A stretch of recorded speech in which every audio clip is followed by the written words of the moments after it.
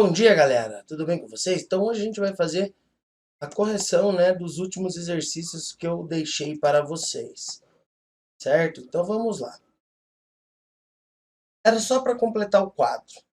Então ele deu a escrita de números decimais. Então a primeira coluna era com os algarismos, a segunda coluna era por estelos. Então vamos lá. 1,3. A gente pode chamar esse aqui de 1 inteiro e 3 décimos. 18 milésimos. Sabemos que milésimos é 3 casas decimais.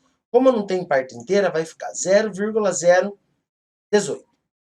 Assim como nesse outro exemplo, 0,007, temos que contar o número de casas, que é 3 números de casas. Então, milésimos. Como é tudo zero à frente, apenas 7 milésimos. No próximo, 15 inteiros e 3 décimos. 93 centésimos. Não tem parte inteira, então 0,93. Assim como 0,28, então vai ser 28 centésimos.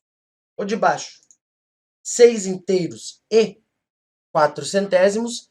E nessa última aqui, pessoal, 12 décimos, a gente deveria ter pensado assim, fração 12 por 10, uma casa decimal, então a vírgula vem uma casa para a esquerda, ficando como 1,2. Beleza, galera? O primeiro exercício, então, era bem facilzinho mesmo. Exercício número 2. Exercício número 2 diz o seguinte: represente cada número a seguir em um quadro de ordens. Então, o quadro de ordens, pessoal, é aquele que a gente já estudava com números inteiros, onde a gente tem unidade, dezena, centena, milhar. E agora a gente vai acrescentar a parte dos números decimais, que é a parte depois da vírgula. Então, a gente deixa um quadrinho aqui, uma coluna só para pôr a vírgula. E depois a gente tem décimos, centésimos e os milésimos. Então vamos representar a letra A. Primeiro vamos colocar a vírgula.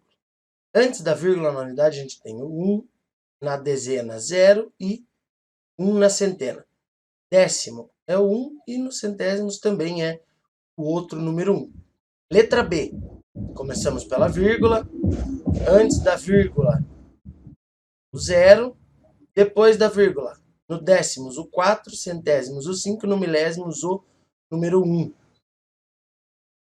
E agora, na letra C, colocamos a vírgula, o 0 na unidade, 1 na dezena. 0 décimos, 0 centésimos e 5 milésimos. Então, pessoal, bem facilzinho nosso exercício número 2. Exercício número 3. A letra A, ele quer 5 décimos. Então, vamos fazer o seguinte, 5 décimos. Agora, para a gente escrever isso aqui na parte decimal, se tem um 0, quer dizer que tem que ter um número depois da vírgula, que é justamente o número que a gente tem aqui em cima. Então, 0,5, pois na frente da vírgula não pode ficar sem nada. Letra B.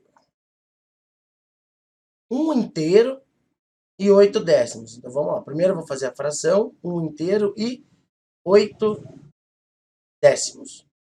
Como precisamos de um número depois da vírgula, vem o 8. E esse 1 aqui, que é a parte inteira, a gente sabe que tudo que for inteiro tem que ficar antes da nossa vírgula.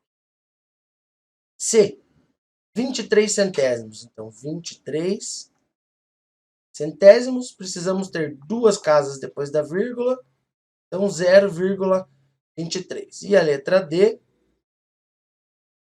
a gente tem 276 milésimos. Então, três casas depois da vírgula. Então, 276 e o 0 antes da vírgula. Beleza, galera? Bem facilzinho, né?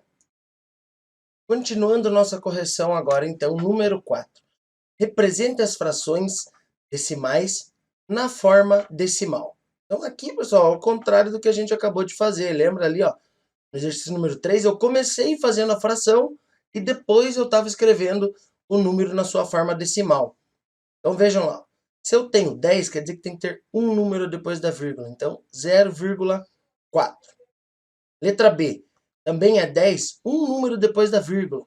Então, a gente vai fazer o seguinte aqui, Vamos colocar o 32 e de trás para frente a gente conta uma casa. Então, 32 décimos é a mesma coisa que 3,2. Letra C, 502 centésimos. Então, 502 centésimos é duas casas decimais. Então, de trás para frente eu conto uma, duas. Então, 5,02. Letra D, 1688 centésimos. Então, 1688, contamos duas casas, equivale a 16,88. 61 milésimos. Eu vou colocar o 61. Lembra, pessoal, que eu falei que quando o número não tem vírgula, a vírgula vem lá do final dele. Ó. Eu vou contar uma, duas casas, mas eu preciso de três casas. Ó. Então, três casas para daí aparecer a nossa vírgula.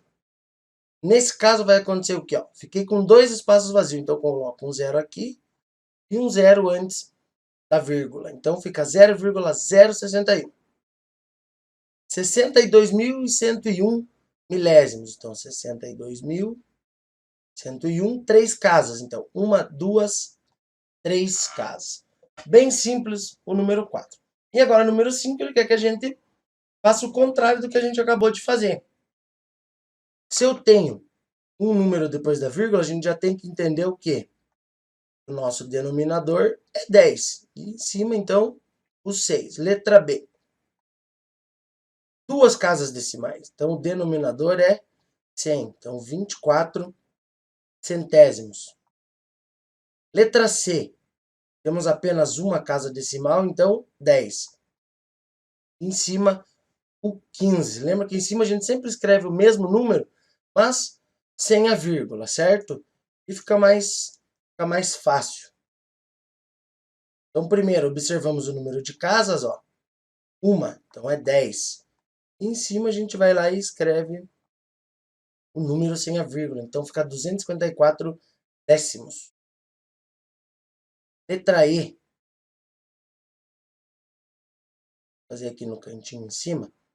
Temos duas casas decimais. Então denominador 100 e em cima 875. Letra F. Três casas, então é milésimos.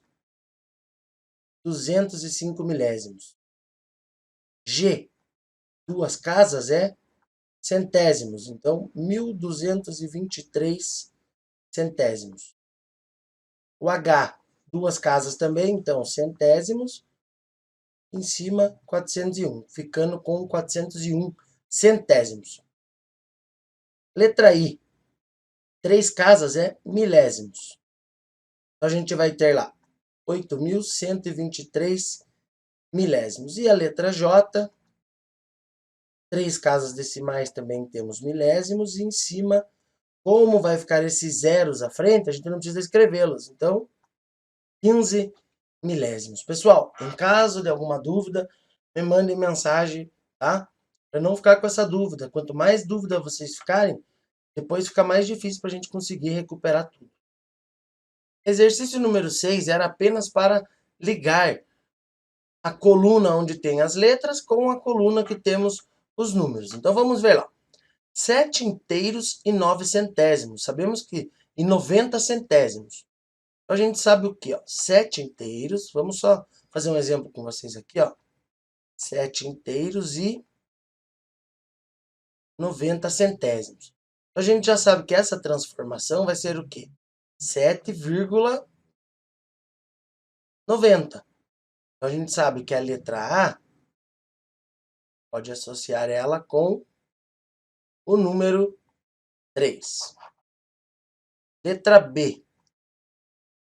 Temos lá, ó, 7 inteiros e 9 milésimos. Sabemos que milésimos é 3 casas decimais. Então, a letra B, a gente vai associar ela com a opção 4. Letra C. Na letra C temos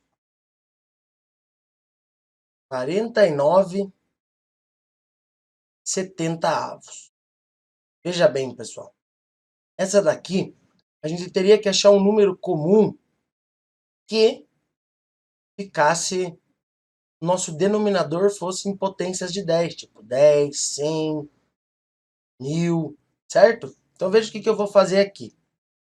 A gente ainda não estudou a parte de divisão e essa transformação, então eu vou mostrar para vocês de uma seguinte forma. Vamos pegar a letra D. 709 centésimos. Quando a gente transformar isso daqui, a gente vai fazer o quê? Vai ficar com duas casas decimais. Então a letra D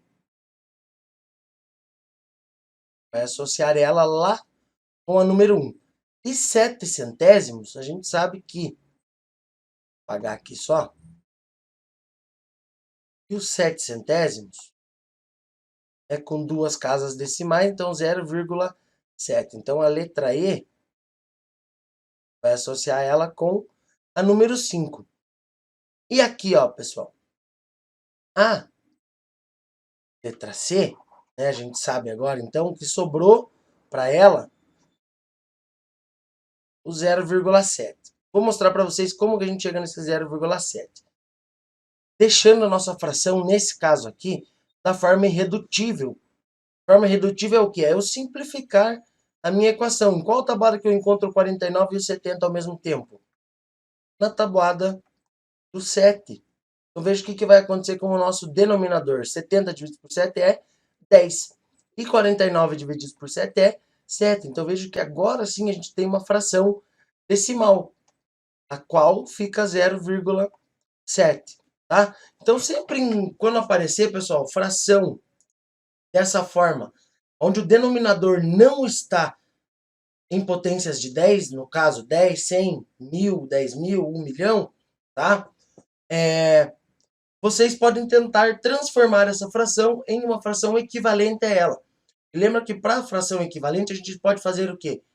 Tanto eu posso dividir o numerador e o denominador por um mesmo número, eu deixo na forma irredutível, ou eu posso tentar também multiplicar por algum número que eu consiga transformar o meu denominador em base de potências de 10. Tudo bem, pessoal?